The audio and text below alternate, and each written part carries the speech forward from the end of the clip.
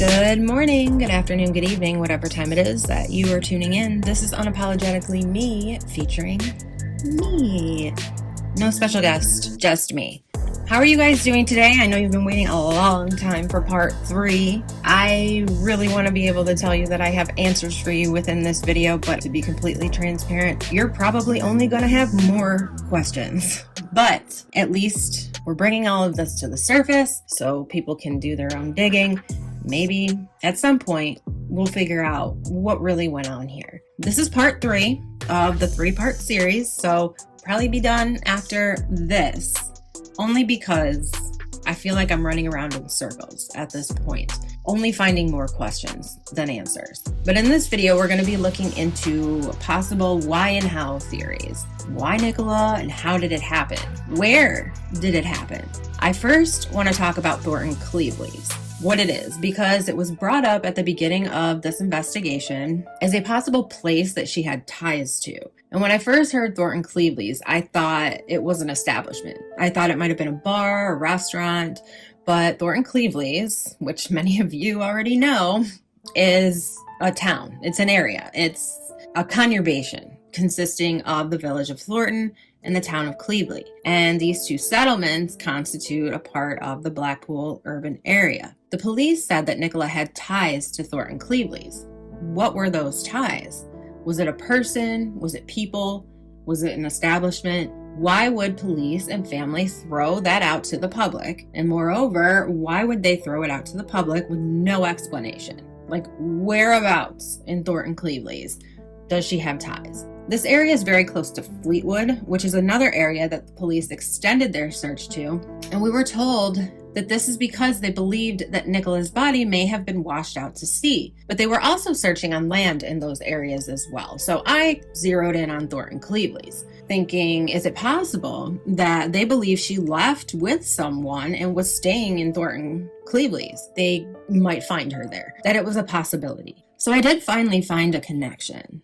And it's actually her family's business, EFS Freight. While there are locations in Lancashire and Blackpool, Thornton Cleveley's is the prime address listed. And I do believe that is the family's home, where her parents live. Something else that is suspicious that I've received emails about is when they shut down that car park and went in with a forensic team. It was said that nothing of significance was found there. But they went in with white suits and came out carrying baggies of evidence.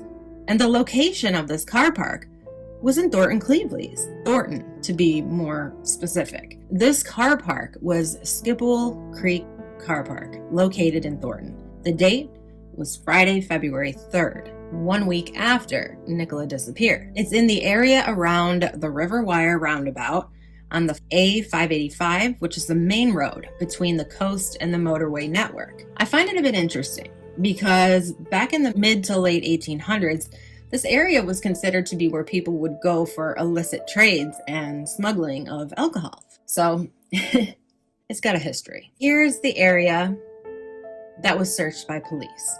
And of course, we were told that this, like any other lead, was nothing. Here I'm going to ask a question. When in the hell have police showed up to an area in full-on forensic gear, taking baggies of evidence to and from for no reason whatsoever? I mean, you can see these people are covered head to toe, and they're walking back and forth with purpose in and out of this car park. They said it did not have ties to Nicola Bulley, that it was for a suspicious vehicle. I have never seen police in full forensic gear for a suspicious vehicle. But again, I'm in the States. I don't know if that's typical for the UK. When you get a call or you notice a suspicious vehicle, they send a full forensic team out covered head to toe. It does seem very strange to me. The final reply from Lancashire Police regarding this activity was, quote, "We looked into it, but there was nothing to it," unquote. Very typical. Was this another show put on to distract us? Because if nothing was found, it sure as hell looked like they were finding something. Rebecca Smith said in her last press conference that if Nicola had been walking back up the towpath and turned right, she would have been seen leaving the area. But she also said Nicola wouldn't have made it to Grape's pub because the cameras there did not pick her up. So someone would have had to either grab her or pick her up between the end of the towpath to right before Grape's pub. Rebecca Smith also talks about the camera up near Rowan Water. She says that it was working. I heard that it was not working. Grizzly True Crime has cleared that up because there were 2 cameras up at Rowan Water and one was working and one was not. The one that was not working faced a different direction. So I took a screenshot of Grizzly's short that she did on this. The green camera was pointing down towards the gate, and that camera was working, and no one was seen entering or leaving through that gate.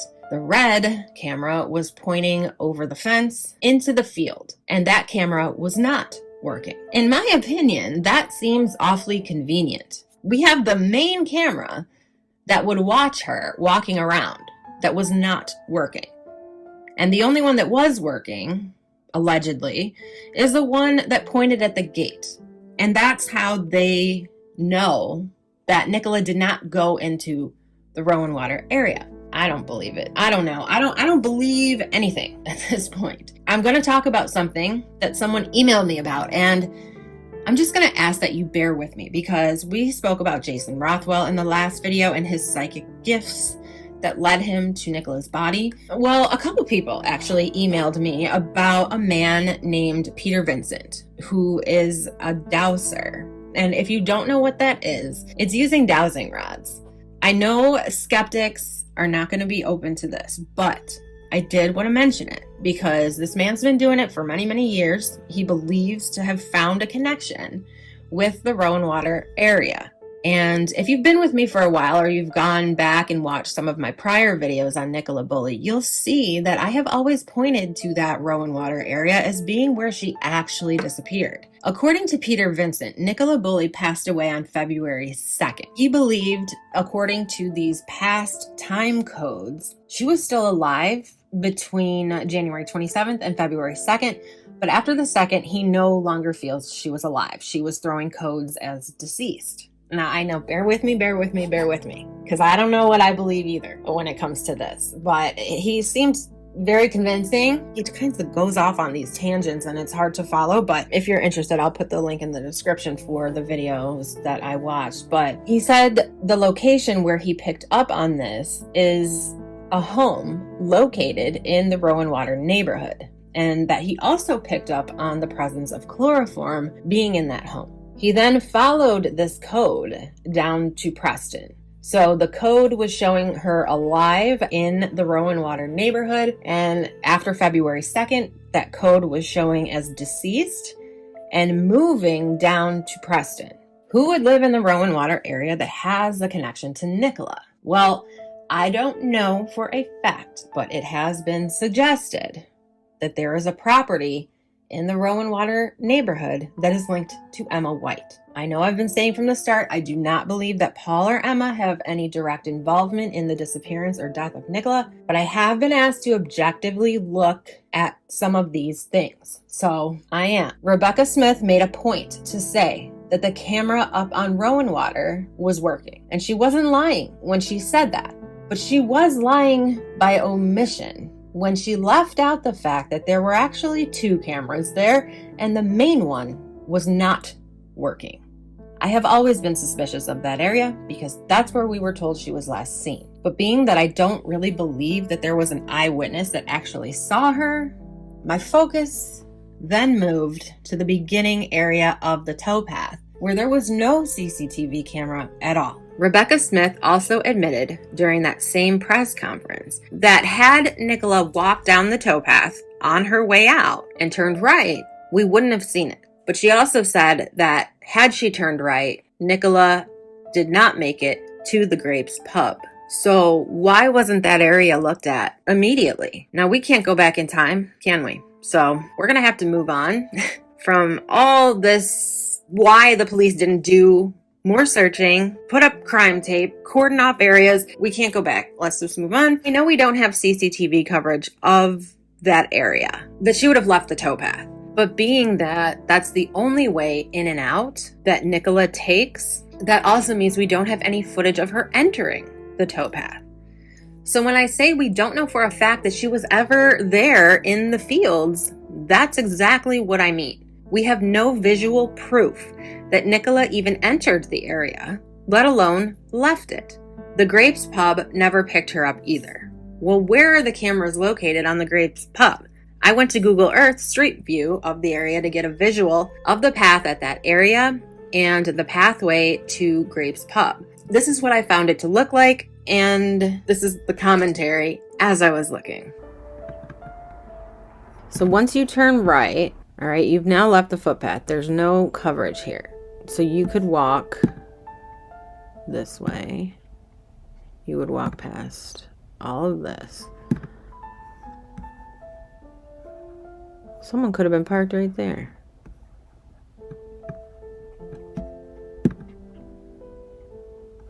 All right, so let's just keep walking here.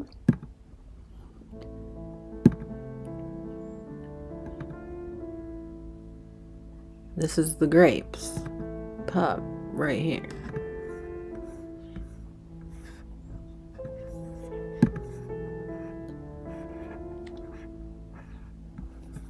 And they have CCTV, so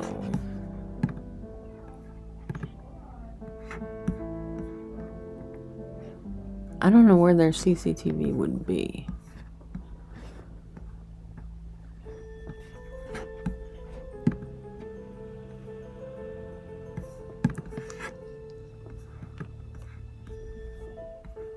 I don't see it. But anyway, this is the Grapes pub then.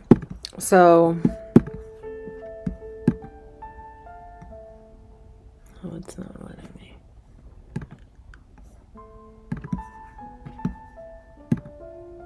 So let's go back. We have this little area in here.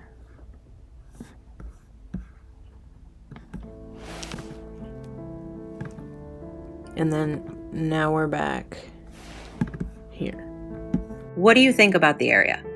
Do you think it's possible that there was someone in a vehicle here that took her and then walked her dog to the bench in the field, left the phone, unhooked Willow? Willow was said to be running from the bench to the gate, according to some eyewitnesses. Willow was also said to be running from the bench to the stile. Either way, they are both in the direction Willow would have been trying to get to the beginning of the towpath where Nicola may have been taken. Of course, this is all alleged, this is all speculation, this is all my opinion, and this is all a question of could this have happened? I also took a closer look at the Rowan Water area as well, and this is the recording of that. That's the Rowan Water area. If you turn around,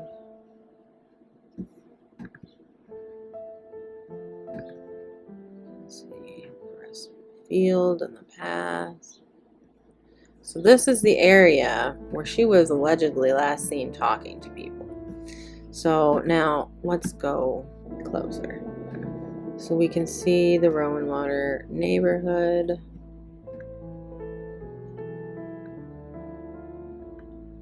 The gate right here. Supposedly that gate, no one went in or out of it.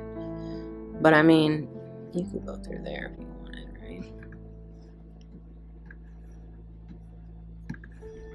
And there's people even here. There's a person there. There's a person there. Like, there are people here. Now, this is not the same time of the year, so I don't know. But anyway, so there's that. What do you guys think about that area being an area someone could have been at? If someone did last see her in that area talking to two people, as we were told at 9:10 a.m., and then she wasn't seen again after being in that area, to me, it would make sense that that's where she disappeared. The problem with this case is lack of information. Whether it's being kept from us on purpose or there just isn't any information that's accurate is beyond me at this point, but none of this adds up. I found this article, and it says, The local resident who police hoped could provide key pieces of information in the search for Miss Bulley does not travel as far as the bench where the missing mother's phone and dog were found. The security camera footage that she was caught on was taken from the caravan park next to the towpath, and that's as far as she goes. She doesn't walk her dog further along the footpath at that point. So she must go up allotment lane, not the towpath or the footpath. Are they talking about the lady in red, who many believe is Ron's wife? The lady who was baffled when police put her photo out asking her to come forward after she knew she had already spoken to police on the day Nicola went missing? I mean, this information is so mixed up, I honestly can't even figure out how to piece it together. It's extremely frustrating to create a video of information when the information doesn't even make sense. How am I supposed to put it together so you guys understand what I'm trying to say when none of it makes sense? It makes me sound like a rambling idiot. I'm starting to get really frustrated, you guys. It's extremely frustrating. It's like they want us to be confused so that we can't piece it together. When thinking about why Nicola, a few things come to mind. There's the obvious Paul and Emma theory. And the why in that theory would be to get rid of Nicola so that Paul and Emma could be together. And the reason that I find that to be unlikely is because of the kids. I do not think Paul would take his children's mother from them.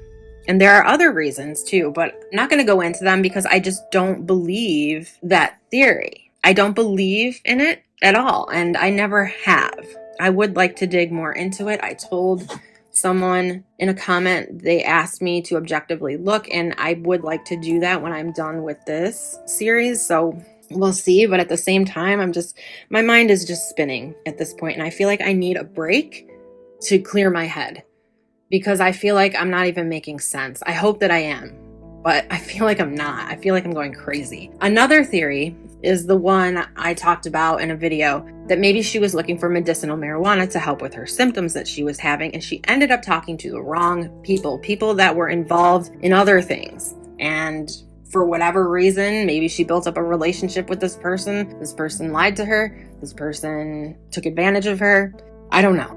Nicola frequently posted what she was doing in the mornings.